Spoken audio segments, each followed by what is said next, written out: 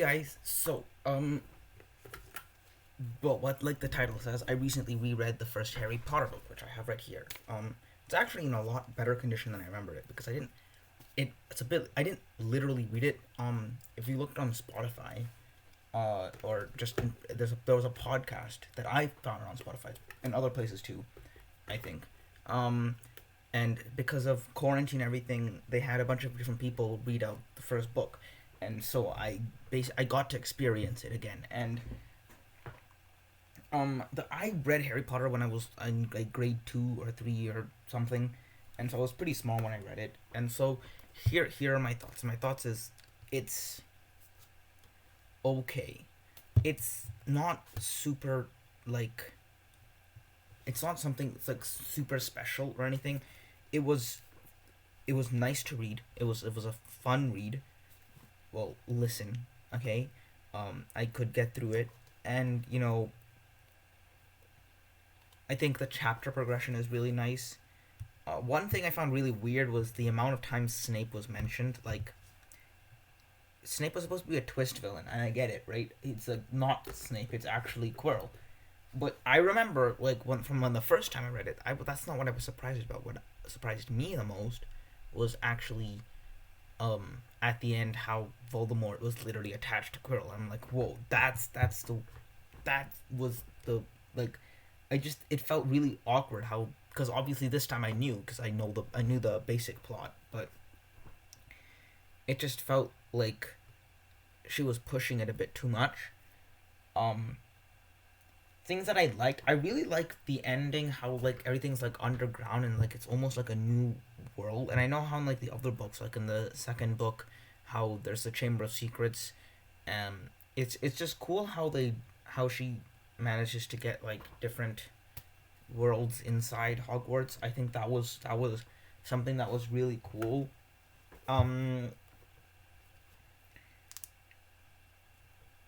the Dudley didn't have much personality. I feel like we never really got to experience much from actual Dudley. Like she just talks about Dudley and how what Dudley does and what their experiences were like, but there's barely any actual interactions between them. And I feel like she went a bit too extreme. Like I really don't think what was it 5 cents or 25 cents for Christmas like that it just seems a bit unrealistic. And I know it's supposed to be exaggerated. I just felt like that was a bit too much. Like sure, it is a children's book. Um, um,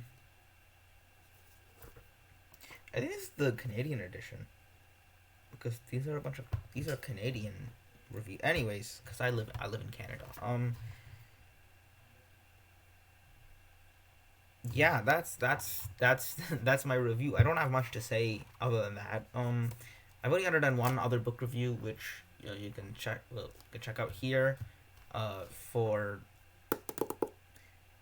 2001: A Space Odyssey. This book, and obviously it's a lot harder to compare these two because this is like much. This is not really a children's book, but you know, uh, it just felt like in terms of like the I'm not very good at book reviews. It feels it's a very average book, but I think it's just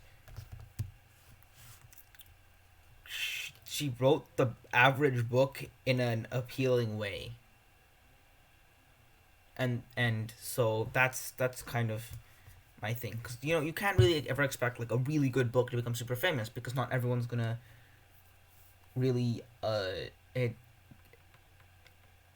it's hard to describe, but like really well written books might not be appealing to the average person.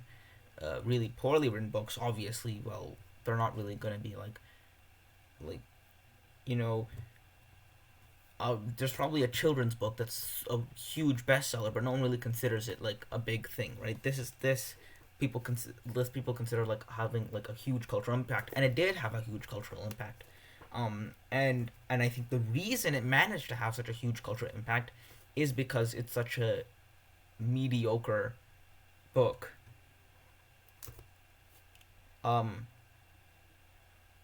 like it's not bad. It's not bad at all. It's I would say like it's just a really average book with a pretty good adventure, and that you can follow, and it's appealing and it's interesting to read, and that's all I really have to say about it.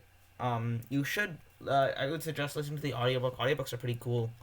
And it's free. And some of the people have really nice voices. Some of them, but some of them do have nice voices. I really like Daniel Radcliffe.